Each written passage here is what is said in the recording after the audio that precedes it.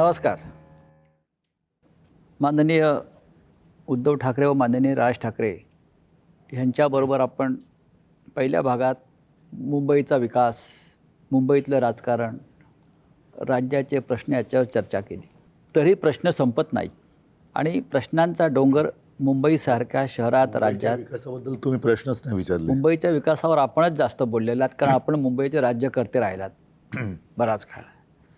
उद्धवसाहेब किंवा राजसाहेब, मुंबई महानगरपालिका आली किंवा महाराष्ट्राच्या निवडणुका आल्या की आपण सातत्यानं आपल्याला एक भीती वाटते आणि आपण तो लोकांसमोर जातो आणि मुंबई आपल्यापासून तुटली जाईल किंवा मुंबईचा लचका तोडला जाईल, महाराष्ट्र तुटेल, विदर्भ वेगळा होईल, हे आपण सातत्यानं म्हणतो. आताही आपण त्या विषयावरती बोलतो. पण राज्याचे मुख्यमंत्री देवेंद्र फडणवीस यांनी परवा गर्जना केली की सूर्यचंद्र असेपर्यंत मी मुंबईला महाराष्ट्रापासून वेगळं होऊ देणार नाही. तुम्ही याच्यावरती विश्वास ठेवता का? माझं फक्त एवढंच म्हणणं आहे ना की या सगळ्या ह्याच्यामध्ये त्यांच्या मुळात हातातच काही नाही आहे. इच्छा चांगली आहे, पण जे वरतून सांगितलं जाणार तेच त्यांना ऐकावं लागणार. वरतून सांगितलं की ही जमीन अदानीला द्यायची म्हटल्यानंतर त्यांच्यासमोर पर्यायच नसतो सही करण्यापलीकडे. सो वरच्यांच्या मनात काय आहे हे जास्ती महत्त्वाचं आहे. इकडच्या लोकांच्या मनात काय आहे हा विषयच येत नाही ना. त्याच्यामुळे त्यांनी चंद्रसूर्याचे कितीही दाखले जरी दिले तरी वरती जे बसलेले जे दोघे जण आहेत त्यांच्या मनात काय आहे हे पहिल्यांदा आपल्याला कळणं गरजेचं आहे आणि ते कळतंय. एक मुद्दा असा आहे, मुंबई महाराष्ट्रापासून कोणीच तोडू शकत नाही, पण ज्या पद्धतीने मुंबईची संस्कृती मानली जाते, कोणी येतो आणि सांगतो की इथल्या भागाची भाषा ही गुजराती आहे, आमच्यावरती हिंदीची सक्ती करणार, म्हणजे आमचं संपूर्ण तुम्ही अस्मिता संस्कृती मानणार आणि नावाला मुंबई महाराष्ट्रात ठेवणार, या गोष्टीला काय अर्थ नाही आहे. बरं, हे यांना जसं आता राज म्हणाले, हे बस म्हटलं का बस, उठ म्हटलं की उठ म्हणणारी मानणारी लोक आहेत, यांच्यावरती काय विश्वास ठेवायचा? आज मुंबईची संपूर्ण लक्ष्मी जी म्हणतो ती कुठे गेली? ती आपल्या हातात नाही आहे. मराठी माणसं कुठे गेली? मराठी माणूस हा कामगार, श्रमिक, लढवय्या होता. आज तो बाहेर गेला आणि संपूर्ण मुंबईची संपत्ती ही एका विशिष्ट वर्गाच्या हातात आणि ती सातत्यानं गुजरातला पळवण्याचा प्रयत्न होतो आहे. याचा अर्थ असा आहे की मुंबई तुमचा जमिनीचा तुकडा तुमच्याकडे राहील, संपत्ती आमच्याकडे राहील. तेच मी म्हणतो. ह्याच्यावरती आपण काय करणार? मला थोडंसं वेगळं म्हणायचं आहे. मला फक्त एवढंच म्हणायचं की आत्ताची परिस्थिती तशी नाही आहे. आत्ता त्यांना मुंबईचा तुकडाही हवा आहे. हा विषय फक्त संपत्तीचा नाही आहे. आपण जर समजा नीट बघितलं तर संयुक्त महाराष्ट्राच्या चळवळीच्या वेळेला देखील मुंबईमधले जे अमराठी धनदांडगे जे होते तेच मागणी करत होते की मुंबई ही गुजरातला द्या म्हणून. आजही तीच परिस्थिती आहे आणि त्यावेळेला जर समजा 5 लोक असतील तर ती आज 500 लोक झाली आहेत. आणि ज्या प्रकारे मुंबईमधल्या गोष्टी ज्या आत्ता केंद्र आणि राज्यामार्फत ज्या गोष्टी केल्या जात आहेत किंवा करून घेतल्या जात आहेत, तो धोका मला सर्वाधिक वाटतोय जो ह्याच्या अगोदर फार नव्हता कधी इतका. आत्ता जे स्ट्रॅटेजिकली जी मुंबई तोडण्याचा जो प्रयत्न सुरू आहे, ज्याला आपण MMR रिजन ज्याला म्हणतोय, आणि या MMR रिजनमध्ये कोणत्या प्रकारच्या गोष्टी सुरू आहेत. अदरवाईज वाढवण बंदराला लागून वाढवणाला तिथे विमानतळ कशासाठी तुम्ही आणताय? मी त्या दिवशी माझ्या एका भाषणामध्ये मी असं म्हटलं होतं की नवी मुंबई आता विमानतळ झालंय. या आत्ताच्या मुंबईच्या विमानतळावरचा संपूर्ण कार्गो हे तिकडे नेणार विमानतळावरती आणि हळूहळू करत, आता जी सुरुवात झालीच आहे पण हळूहळू करत मुंबईमधलं डोमेस्टिक आणि इंटरनॅशनल हे नवी मुंबईला वळवणार. आत्ताचा विमानतळ हे अदानीकडे आहेच. आत्ताच्या विमानतळाचं जर समजा क्षेत्रफळ जर समजा तुम्ही पाहिलं तर त्याच्यामध्ये साधारणपणे कमीत कमी 50 शिवाजी पार्क मैदानं बसतील एवढं ते क्षेत्रफळ आहे. म्हणजे उद्या हे सगळं डोमेस्टिक इंटरनॅशनल नवी मुंबईला वळवायचं आणि हा परत विमानतळ आणि तो सगळा भाग परत विकायला काढायचा. हे सगळं मोदी चहा राज्यकर्ते झाल्यामुळे होतंय का? त्याच्यानंतरच झालं ना.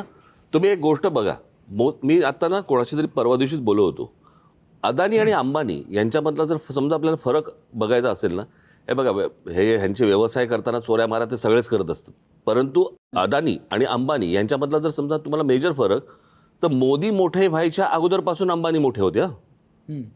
पण अदानी हा मोदी मोठे झाल्यानंतरच मोठा झालेला आहे. अदानीचा विस्तार हा मोदी मोठे झाल्यानंतरचाच आहे. म्हणजे मोदी ज्या वेळेला गुजरातचे मुख्यमंत्री झाले त्याच वेळेला त्यांना तो पोर्ट मिळालेला आहे, मुंद्रा पोर्ट. आणि मग पंतप्रधान झाल्यानंतर त्या अनेक गोष्टी मिळालेल्या आहेत. मला नेहमी असा प्रश्न पडतो की भारतीय जनता पक्षाला मला हा प्रश्न विचारायचा आहे की समजा तिथे आज भारतीय जनता पक्ष नाही आहे, समजा उद्या तिकडे काँग्रेसचं सरकार आहे किंवा इतर दुसऱ्या कुठच्या तरी समजा पक्षाचं सरकार आहे, आणि एखाद्या केंद्रांमध्ये बसलेल्या सरकारने जर एकाच उद्योगपतीवरती जर समजा काँग्रेसने किंवा इतर कोणी जर मेहरबानी केली असती तर भारतीय जनता पक्ष काय प्रकारचा रिॲक्ट झाला असता? रस्त्यावरती येऊन थैथया नाचली असती. बरोबर आहे. मग आज हे होताना भारतीय जनता पक्षाचे लोक हवालदिल का आहेत, गप्प काय? आपल्याला का वाटतं का हवाल दिलाय? याचं कारण त्यांच्या हातात काहीच नाही आहे. ही सगळी बसवलेली माणसं आहेत. कळलं का? ह्याच्यातले जे बसलेले होते त्यांना नष्ट केले गेले. लाईक शिवराज सिंग चव्हाण असतील किंवा अजून 1-2 जण असतील, गडकरी, बरोबर आहे, गडकरी असतील. हे जे बसलेली जी माणसं आहेत ही यांना आवडत नाहीत. आणि हे बसवलेलं म्हणजे जे पूर्वी काँग्रेसच्या काळामध्ये जे व्हायचं तेच आत्ता सगळं सुरू आहे. फक्त ह्यांचा उद्देश जर समजा बघितलं, काँग्रेसच्या काळामधले जे पंतप्रधान होते ना त्यांना कुठचं राज्याचं लेबल नव्हतं. हे पहिल्यांदा राज्यकर्ते बसलेत ज्यांच्यावरती राज्याचं लेबल आहे. गुजरातचे प्रधानमंत्री आहेत ते, कळलं का? गुजरातचे आणि गृहमंत्री. ज्या प्रकारचं त्यांचं मुंबईवरती लक्ष आहे, मुंबईकडे त्यांचं ज्या प्रकारे लक्ष देतात MMR रिजनकडे, हे आजपर्यंत कधी घडलं नाही 50-60 वर्षामध्ये जे आत्ता घडतंय. हा धोका सर्वाधिक आहे. उद्धव साहेब, हा धोका तर आहेच आणि त्या धोक्याशी आपण एकत्र येऊन लढतो आहोत. एक लक्षात घ्या की जे आम्ही सातत्याने सांगतोय की मुंबईचा महापौर हा मराठी होईल.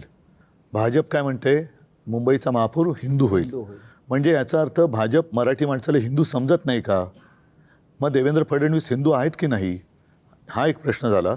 आणि संयुक्त महाराष्ट्राच्या वेळेला मराठी माणसांवरती गोळ्या घालणारा माणूस हा मोरारजी देसाई हा हिंदू होता की नव्हता? मराठी माणूस जेव्हा रस्त्यावरती उतरला होता तेव्हा 107 रेकॉर्डवरती हुतात्मे झालेत.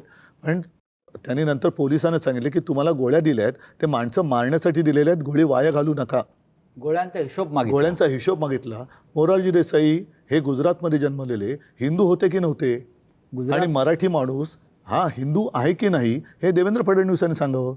याचं कारण असं की ज्या वेळेला मोदींना अटल बिहारी वाजपेयी केराच्या टोपलीत टाकत होते तेव्हा त्यांना वाचवणारे हिंदू हृदय सम्राट शिवसेना प्रमुख बाळासाहेब ठाकरे हा अस्सल मराठी माणूस होता.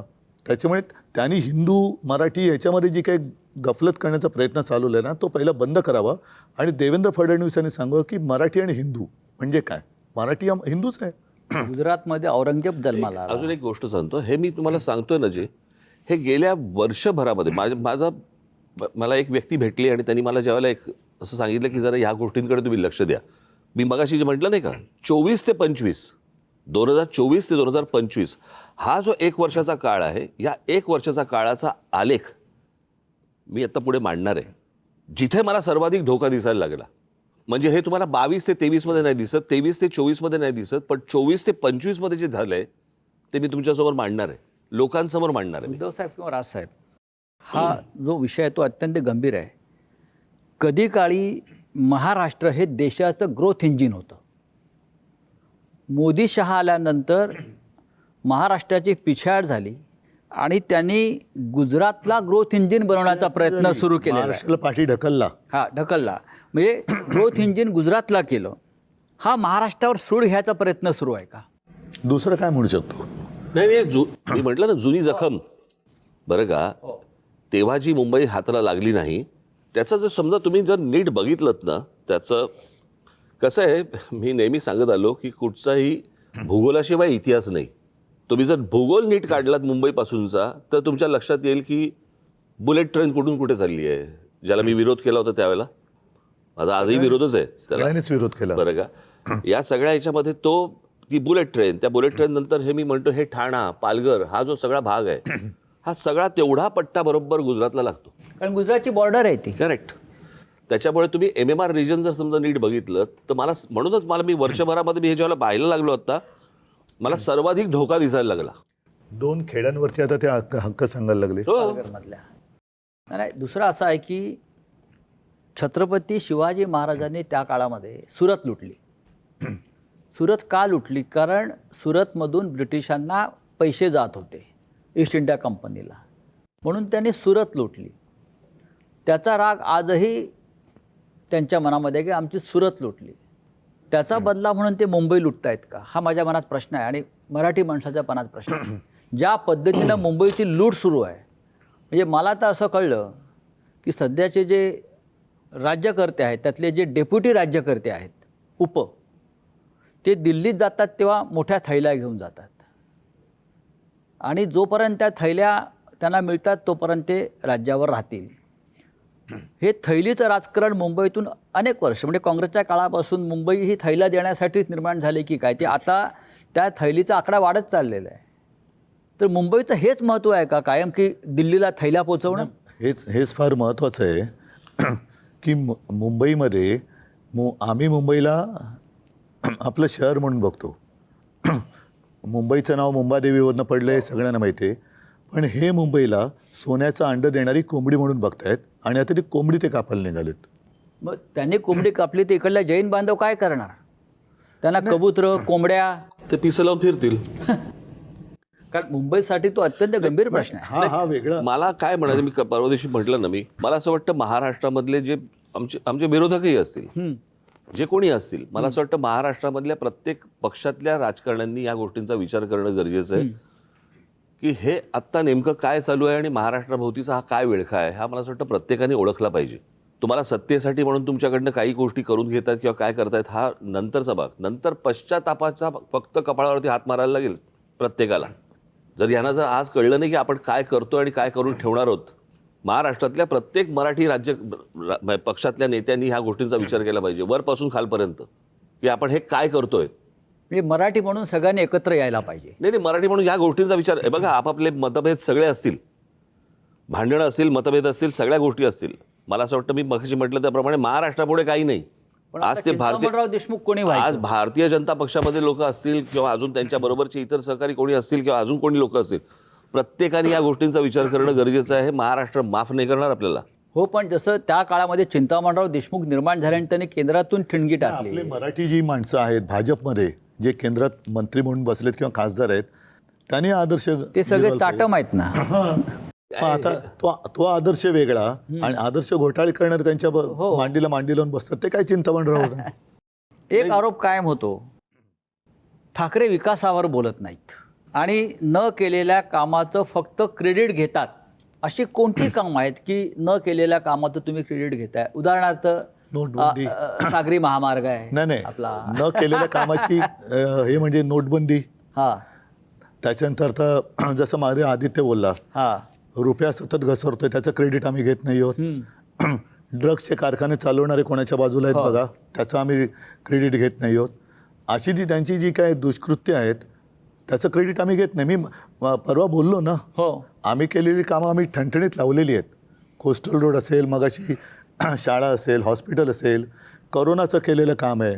मुंबई मॉडेल जे जगभरामध्ये कौतुक मुंबई झालं. मॉडेलवरती निवडणूक आयोगानं बंदी आणली. निवडणूक आयोगाच्या बंदीची मी पर्वा नाही करत, कारण त्यावेळेला निवडणूक आयोगातली लोक वाचली म्हणून असं काहीतरी करू शकतात. ते सुद्धा जर का त्या करोनामध्ये गेले असती तर ते मला एक सांगा की जेव्हा मुंबईमध्ये किंवा महाराष्ट्रामध्ये आपण हे सगळी काळजी घेत होतो तेव्हा गंगेमध्ये प्रेतं वाहत होती, ती कोणाची होती? हिंदूंची होती, मुसलमानांची होती, ख्रिश्चनांची होती, कोणाची होती? गुजरातमध्ये सार्वजनिक चिता पेटल्या होत्या, ते का नाही सांगत ही लोक? मुंबई मॉडेलमध्ये मला खरंच एका गोष्टीचं समाधान आहे की चीनने 15 दिवसात फील्ड हॉस्पिटल बांधलं, आपण मुंबईमध्ये 18 दिवसात फील्ड हॉस्पिटल बांधून दाखवलं. अनेक कितीतरी कामं, मी तर ती पुस्तिकाच केली याच्यावरती तुम्ही म्हणालात या पुस्तिकेवरती बंदी आणली. ही मी बंदी मानत नाही. निवडणूक आयोगाला जे करायचं ते करा, मी नाही मानत. कारण लोकसभेच्या वेळेला आपल्या गाण्यातलं जय भवानी जय शिवाजी हे शब्द काढायला सांगितले. हिंदू हा तुझा धर्म, आणि हे आम्हाला हिंदुत्व शिकवणार आणि हिंदुत्व सोडलं म्हणतात तुम्ही. मग मी नाही मानलं. काय करू शकतो निवडणूक आयोग? करोना काळामध्ये जे काही केलं ते निवडणूक आयोगाच्या परवानगीने नाही केलं आम्ही. तुमच्या वचननाम्यामध्ये काही महत्त्वाचे मुद्दे आहेत, अर्थात संयुक्त वचननामा आहे. काल देवेंद्र फडणवीस यांनी सांगितले की आम्ही मुंबई झोपडपट्टी मुक्त करू. म्हणजे काय करू? अडाणी युक्त करू. आज आज धारावीमध्ये जे चाललंय पात्र अपात्रचा खेळ करून धारावीच्या निमित्ताने अर्धी अधिक मुंबई जवळपास अडाणीच्या घशात टाकल्या असं म्हटलं तर ते वावगं नाही आहे. मुलुंडपासून सुरुवात होते, कांजूरची मिठागर टाकलेत, दहिसरचं टाकले, कुर्ला मदर डेअरी टाकले.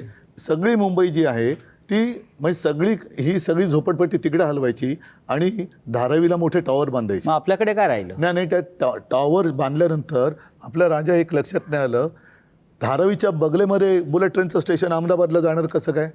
मग राहणार आहेत कोण तिकडे? तेच तर सांगतो ना मी तेच सांगतोय. नाही, हे एवढं दूरदृष्टीने करतायत हे.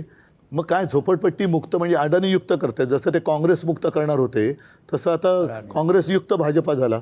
आणि दुसरं, आपल्या वचननाम्यामध्ये 3 महत्त्वाचे मुद्दे आहेत, बाकी आहेतच सगळे. आहे ना, वचनामा पण आणलंय. हां, त्यातलं आपण 5 वर्षामध्ये 1 लाख स्वस्त घरं देणार आहात असं पण आपलं त्याच्या आधी विकासावरती जे बोलायचं म्हणतायत, कोस्टल रोड आम्ही करून दाखवलं की नाही दाखवलं? दाखवला ना. शिवसेना प्रमुखांच्या नावाने एक धरण बांधून दाखवलं की नाही दाखवलं? 500 फुटापर्यंतचा मालमत्ता कर आम्ही रद्द करून दाखवलं की नाही दाखवला? BST सेवासुद्धा आम्ही सुधारून दाखवली होती की नव्हती?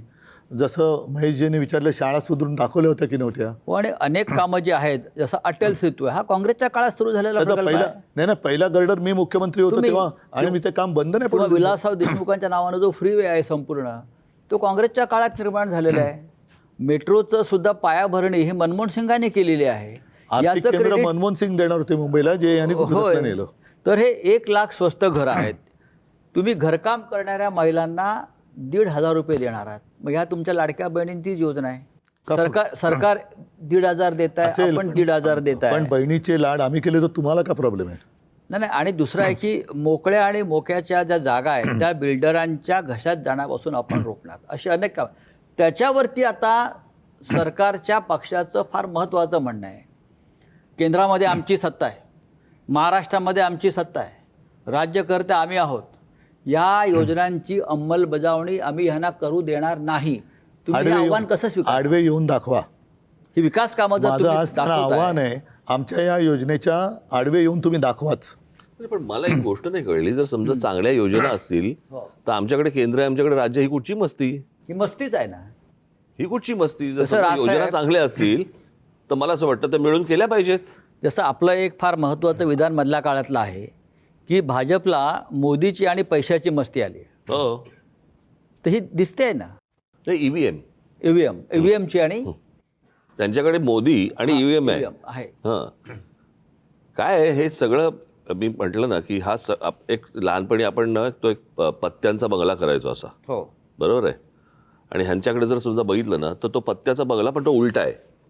त्याच्या खालचे जे पत्ता आहे ना तो नरेंद्र मोदींचा आहे. ज्याच्या जीवावर हे सगळे आत्ता हे बोलतायत ना, हे सगळे हे त्यांच्या जीवावरती बोलतायत. आज लोक जे काही मतदान आज भारतीय जनता पक्षाला होतंय ते नरेंद्र मोदींच्याच फक्त नावावरती, यांच्या कोणाच्या नावावरती होत नाही आहेत. माझं म्हणणं आहे की आज मला त्रास झाला की आमच्या घरी कोणाला त्रास झाला तर आम्ही आज हिंदूजामध्ये जाऊ, तिथे जाऊ. इतकी हॉस्पिटल्स आहेत इथे महानगरपालिकेची. त्या मी मगाशी या विषयावरती येतो, जरा एक थोडंसं बोलतो. महत्त्वाचं काय आहे, या सगळ्या गोष्टींचं जर समजा तुम्हाला उत्तर किंवा ह्याचा प्रॉब्लेमचा जर समजा जर्म ज्याला म्हणतो आपण, तो आहे तो म्हणजे अवास्तव येणारे या शहरांमध्ये येणारे लोंढे. तुम्ही किती योजना चांगल्या करायला गेलात, हे लोंढे ज्या वेळेला येतात त्यावेळेला हे सगळं तुमच्या योजना विस्कटल्या जातात.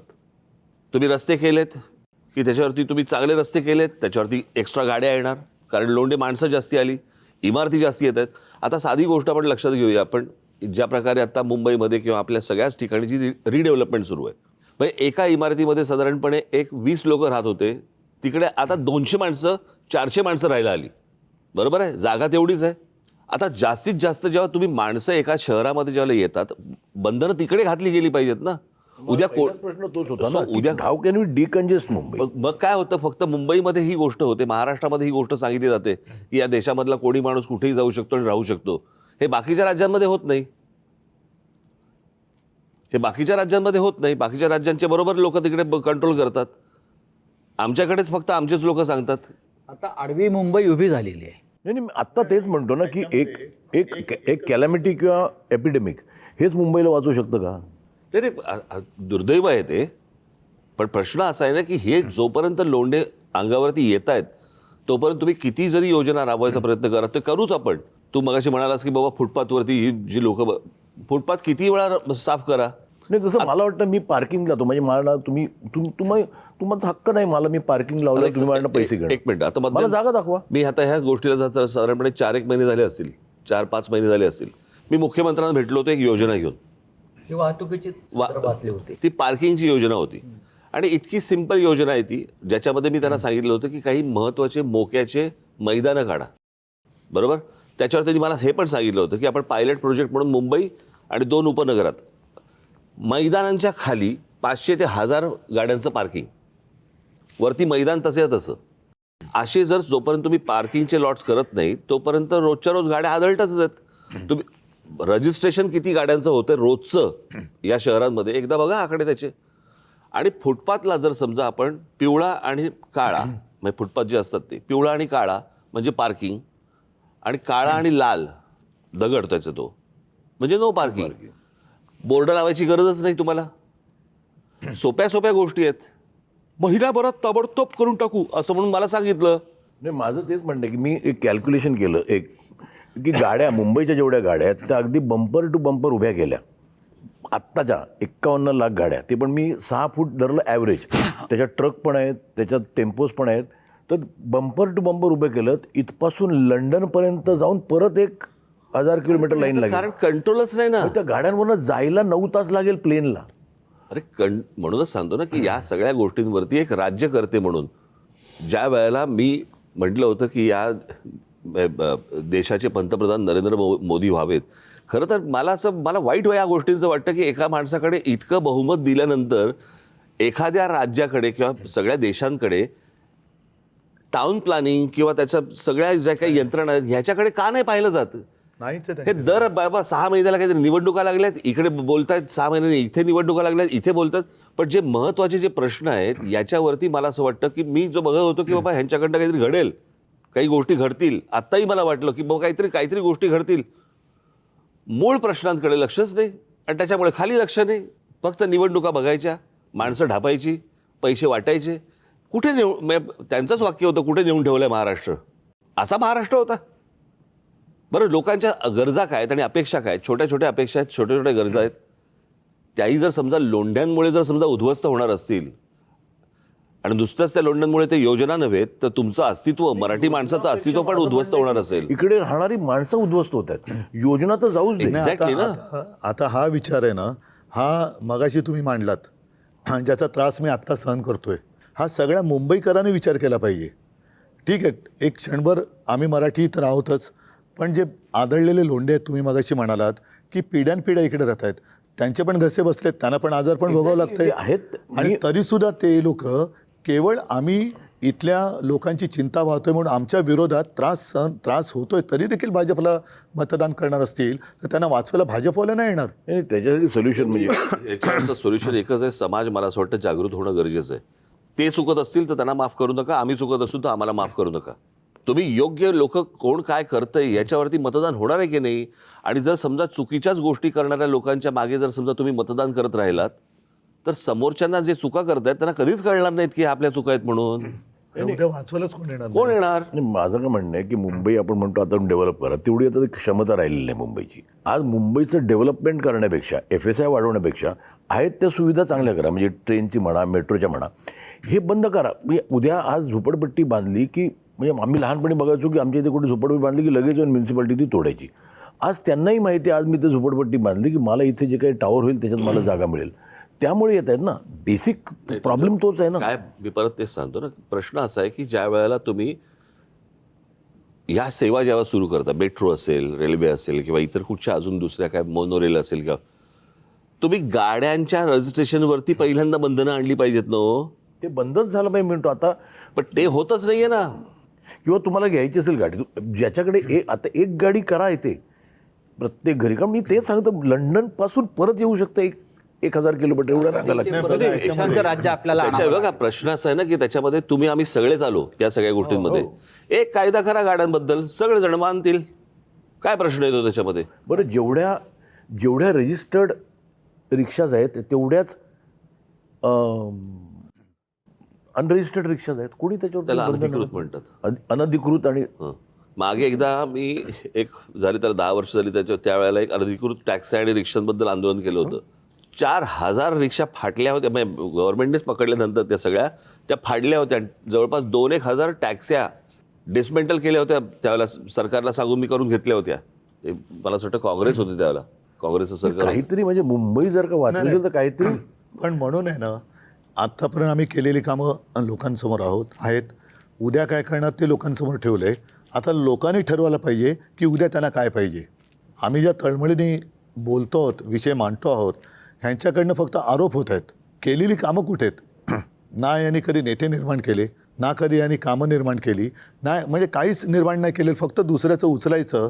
आणि म्हणजे मी काल बोललो की शिवसेना प्रमुखांचा पुतळा जो आम्ही केला ते सुद्धा त्यांचं क्रेडिट ते घेत आहेत. मग तुम्ही आलात कशाला जन्माला आणि कशासाठी बसलात राज्यावर?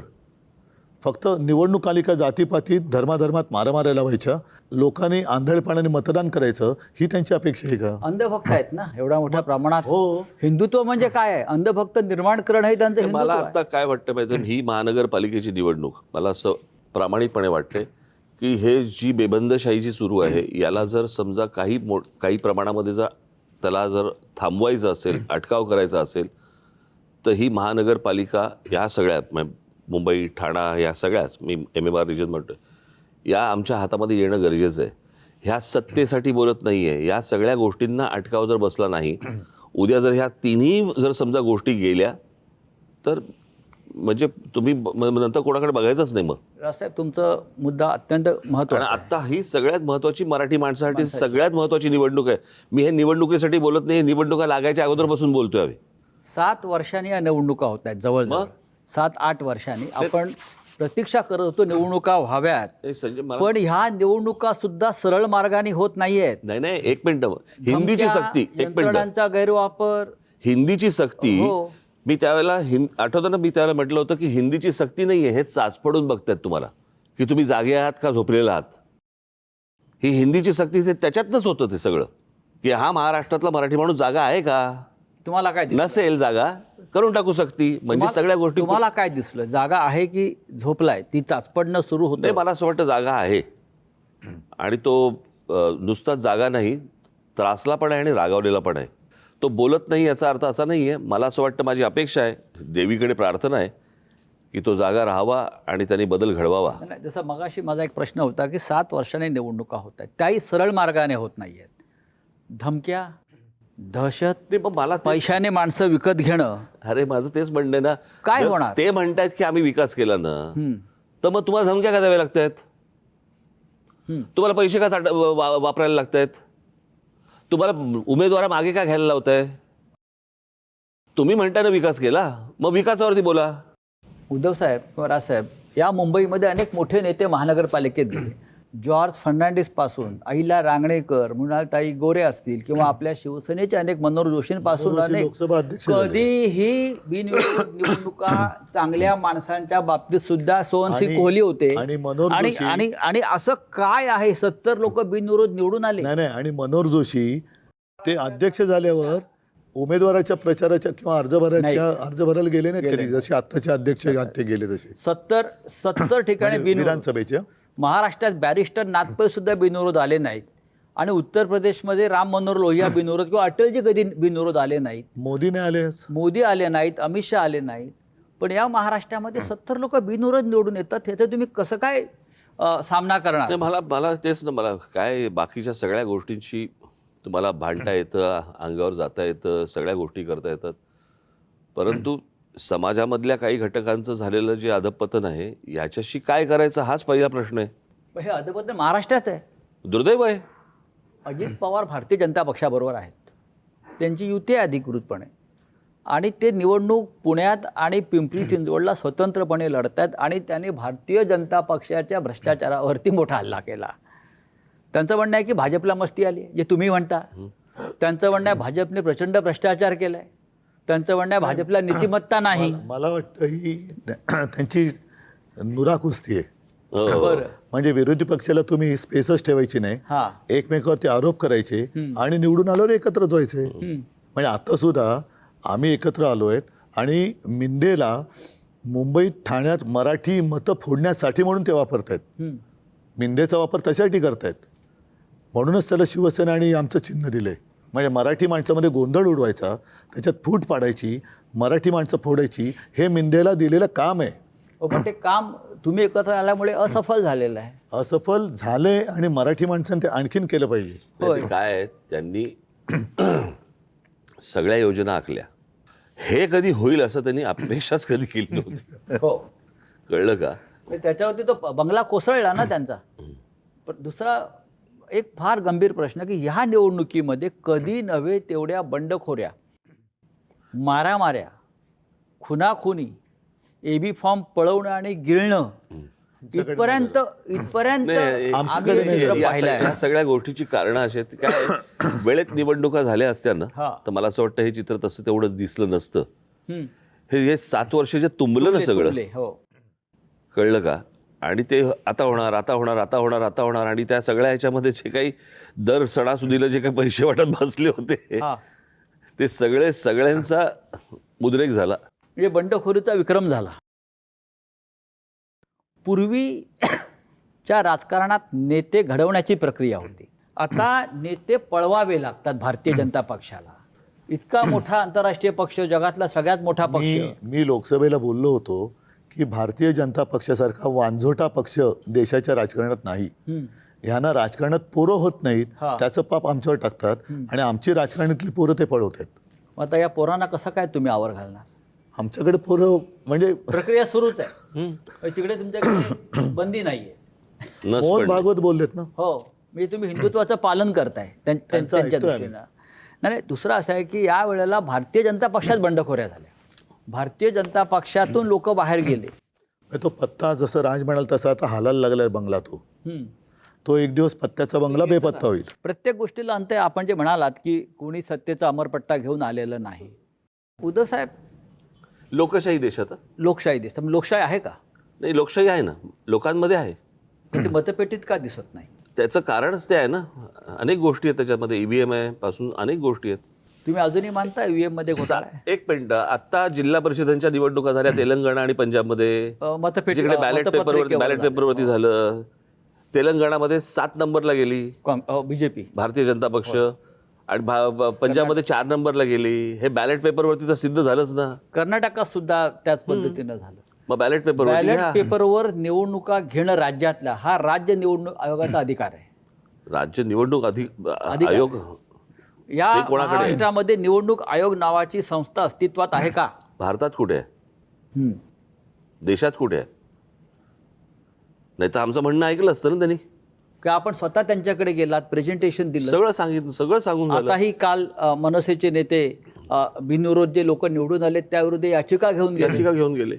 बघू काय होतंय. शिंदे गटाचं किती आव्हान वाटतंय? कारण त्यांच्याकडे आपलं चिन्ह आहे. मी म्हटलं ना त्याला पूर्वी म्हणजे बाळासाहेबांनी एक शब्द वापरला होता, तो आता मी काय वापरू इच्छित नाही, पण यूज अँड थ्रो. याच्यावरनं तो शब्दाचा अर्थ तुमच्या लक्षात आला असेल. वापरा आणि फेका. हां, पण ते बाळासाहेबांना शोभत होतं बोलायला. तसा त्यांचा तो उपयोग आहे. मुंबईबरोबर 29 महानगरपालिका आहेत आणि त्याही महत्त्वाची शहरं आपल्या या राज्यात अगदी चंद्रपूरपर्यंत आहेत. तुम्ही MMR रिजनचा उल्लेख करताय. पुणे, नाशिक, जळगाव, संभाजीनगर, जालना, परभणी, नागपूर, अमरावती, अकोला या सगळ्या महानगरपालिका मिळून महाराष्ट्र आहे. आपण मुंबईवर बोलतो आहे, पण ह्यांना तुम्ही काय सांगाल? ह्या ज्या उरलेल्या महानगरपालिका आहेत तीसुद्धा जनता आपल्याकडे पाहते आहे की आमच्याकडेही लक्ष द्या, आम्हीसुद्धा महाराष्ट्राचेच लोक आहोत. तुम्ही त्यांना काय आवाहन कराल? नाही, कसं आहे, आत्ताच्या या सगळ्या निवडणुकीची तुम्ही जर नीट महाराष्ट्र बघतोच आहे. ज्या प्रकारे आत्ता ह्या निवडणुकीला वेडेपिसे होऊन ज्या लेवलला पैसे वाटले जात आहेत, आत्ता ह्या क्षणाला तरी त्यांना तुम्ही आत्ता काय पुरणार आहात संपूर्ण महाराष्ट्रभर? आत्ता नगरपालिका आणि बाकीच्या सगळ्या निवडणुका झाल्या त्यावेळेला काय थैमान घातला आपण बघितलं ना. हो, जाणार त्यांच्यापर्यंत, येऊच त्यांच्यापर्यंत, प्रश्न नाहीच आहे.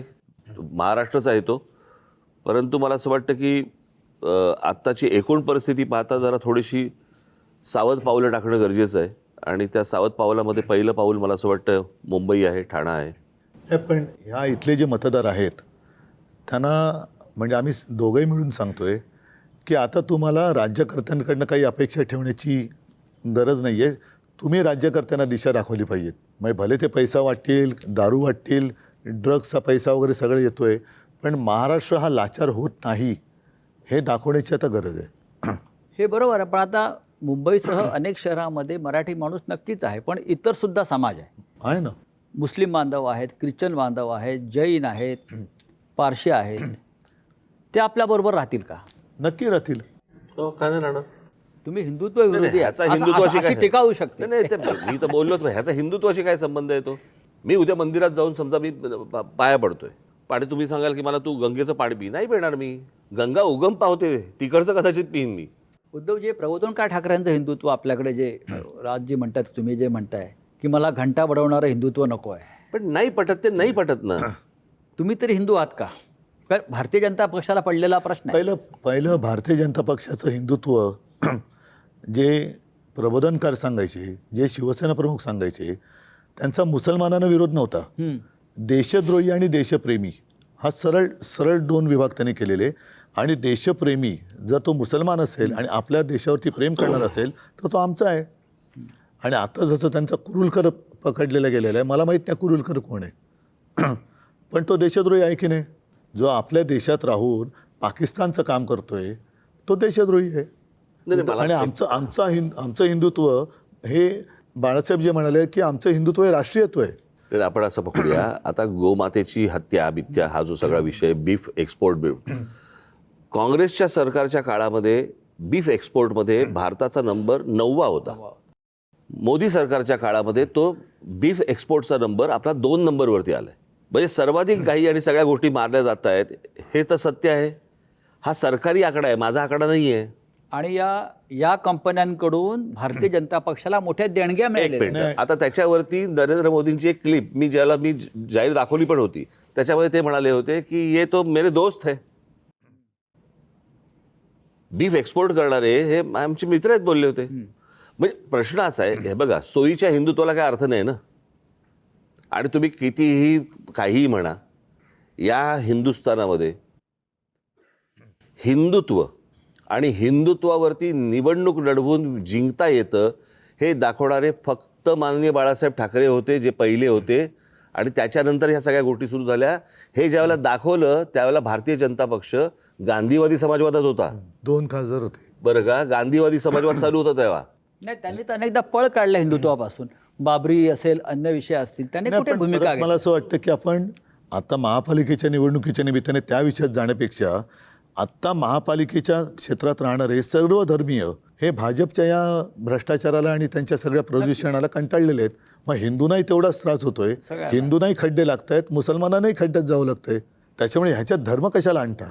नाही, धर्म भारतीय जनता पक्ष आणू इच्छितो हे मी म्हणतो. म्हणून सगळ्यांनी मिळून आता भाजपला खड्ड्यात घातलं पाहिजे. मग याच्यामध्ये हिंदू पण आले, मुस्लिम पण येऊ देत, ख्रिश्चन पण येऊ देत. जो महाराष्ट्रप्रेमी आहे, ज्याला आपल्याबद्दल आपल्या कुटुंबियांची चिंता आहे, त्यांनी भाजपला नाकारलं पाहिजे. तुम्ही महाराष्ट्र धर्माविषयी बोलताय.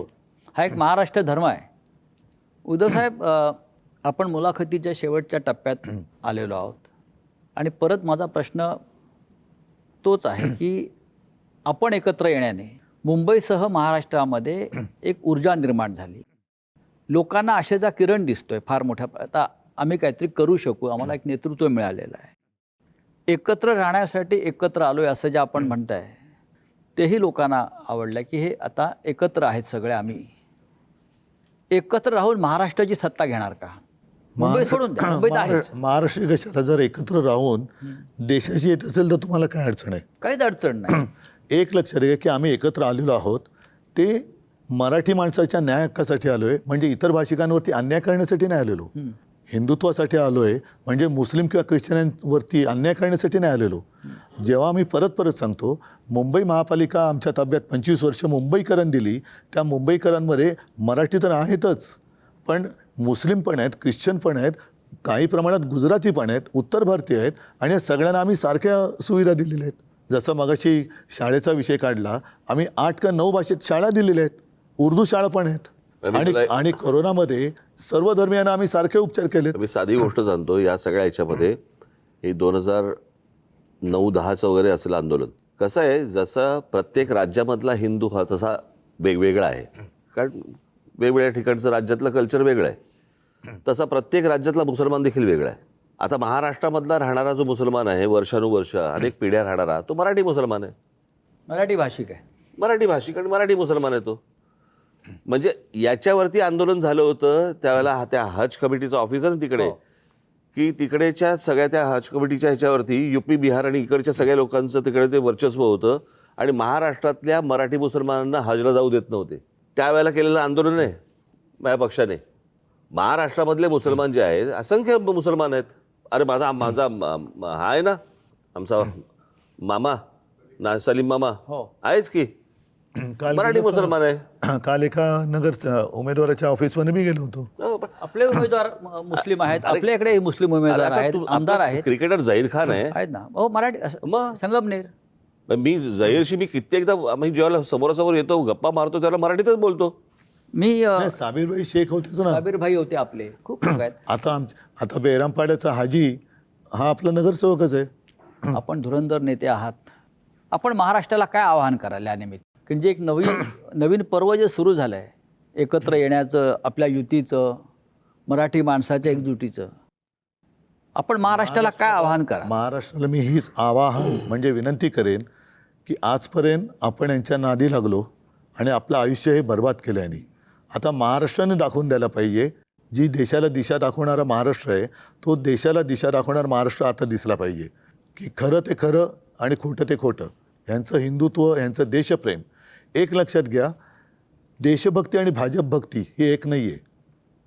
मी देशभक्त आहे याचा अर्थ मी भाजप भक्त नाही आहे, आणि जो भाजप किंवा मोदी भक्त आहे तो म्हणजे देशभक्त असं नाही आहे. तर देशभक्त हा वेगळा असतो आणि तो देशावरती प्रेम करणारा असतो.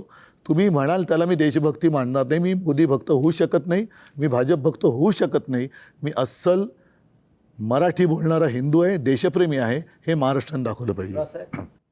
मला असं वाटतं या दळिद्री राजकारणाला बाजूला सारून मला असं वाटतं महाराष्ट्राने एक वेगळी झेप घेणं गरजेचं आहे आज. नाहीतर महाराष्ट्र जो ज्याला आपण म्हणतो की देशाला दिशा दाखवणारा महाराष्ट्र हा युपी बिहारपेक्षा खाली जाईल. महाराष्ट्राच्या जनतेने जागं राहावं एवढीच फक्त माझी इच्छा आहे. महाराष्ट्रात राहणारा मग तो म्हणजे मुस्लिम असो किंवा जैन असो किंवा मराठी, ह्या महाराष्ट्रीय ह्यांना म्हणणं खूप गरजेचं आहे. म्हणजे त्यांना त्यांच्यासाठी ही निवडणूक असली पाहिजे. ते राहत आहेत, ते आम्ही म्हणतो ना, त्यांच्यासाठी झालं तर मग ना त्यांचं सगळ्यांचं एक. पण मला असं वाटतं महाराष्ट्रीय वगैरे हे म्हणणं म्हणण्यापेक्षा खूप गरजेचं मराठी आपल्याला. हाच भाग आहे. हो, मग ते मराठीच आहेत. नाही पण कसं होतं की आता डिव्हिजन होते ना, हे तुम्ही मराठीसाठीच करता.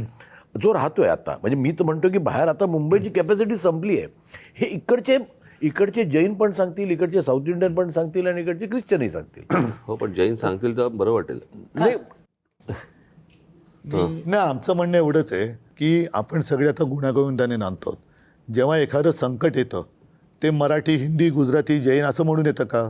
असं नाही येत. जसं मी परत ते सांगतो, कोरोना आला, मुंबईत पाणी तुंबलं किंवा एखादा अपघात झाला, घातपात झाला, तर शिवसैनिक जो धावून जातो तो 92ची दंगल असेल, नंतरचे बॉम्बस्फोट असतील, नंतरचे अपघात असतील, रक्तदान करतो शिवसैनिक. ते रक्त विचारून देत नाही कोणाला माझं रक्त जाते. अगदी शिवसेनेच्या शाखा आणि अगदी मनसेच्या शाखांमध्ये सुद्धा अन्य भाषिकसुद्धा येतात ना, मुसलमान पण येतात. माझ्या मुलाला शाळेत ॲडमिशन पाहिजे, कोणाला हॉस्पिटलमध्ये ॲडमिट करायचं असतं, कोणाला रक्त पाहिजे असतं. बरं, रक्तदान करायला जेवढे शिवसैनिक आणि मनसे सैनिक उभे राहतात तेवढे हे राज्यकर्त्यांचे जे काही भक्त आहेत ते उभे राहतात का? त्याच्यामुळे आम्ही हा एकोपा ठेवायला बघतो आहोत. त्याच्यामध्ये मिठाचा खडा टाकण्याचं काम भाजप करते. त्या मिठाच्या खड्या टाकणाऱ्याला आता बाजूला टाका, हेच आवाहन मी परत महाराष्ट्राला करेन. नाही, आणि सगळ्यात महत्त्वाचं मला काय वाटतं की ह्याच्यामध्ये मुंबईवरती कब्जा करण्यापेक्षा मला असं वाटतं अहमदाबादची मुंबई करा ना, आम्हाला आनंद होईल ना. तुम्ही बडोद्याची मुंबई करा, आम्हाला आनंद होईल. तुम्ही सुरतची मुंबई करा, आम्हाला आनंद होईल ना. हेल्दी कॉम्पिटिशन असू देत ना. कशाला पहिलं आपल्या संघटनेची मुंबई करू दे की. पहिला नाही, प्रश्न असा आहे ना की ह्या मुंबई आणि हा सगळा भाग राजकारणाचा म्हणून जो गुजरातला जोडण्याचा जो काही प्रयत्न सुरू आहे, याच्यापेक्षा तुमच्या राज्यामध्ये डेव्हलपमेंट करा ना. गौतम अदानीने उद्योग करू नये असा इतका दळभद्री विचार आमचा नाहीये. उद्योगपती मोठे व्हावेतच, या देशामध्ये व्हावेत. पण मग गौतम अदानीने गुजरात मोठा करावा, तिकडच्या जागा द्याव्यात, तिकडे त्याला मोठं करावं. देश खूप माझं मोठा आहे आपला. देश खूप मोठा आहे. उद्या कसं होतंय की प्रॉब्लेम असा आहे की तुमचा या सगळ्या गोष्टींवरचा जो डोळा आहे आणि ज्या प्रकारचं राजकारण आता भारतीय जनता पक्ष खेळतंय, दुर्दैवी आहे. खरं तर या गोष्टींची गरजच नाही आहे आणि हे होतंय म्हणून आम्हाला बोलावं लागतंय. आणि मग तुम्ही म्हणणार की आम्ही निवडणुकीच्या तोंडावर बोलतच नाही आहोत. हा प्लॅन आहे, तो प्लॅन तुमच्यासमोर मांडणं गरजेचं आहे म्हणून आम्ही बोलतोय.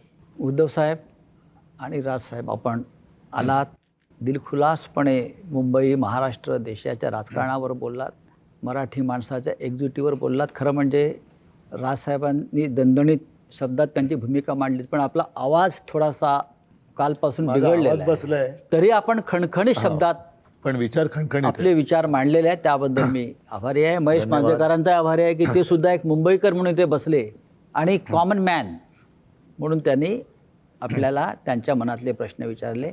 धन्यवाद. जय महाराष्ट्र. जय हिंद, जय महाराष्ट्र. लोकशाही मराठी ऐका, पहा, जागरूक रहा.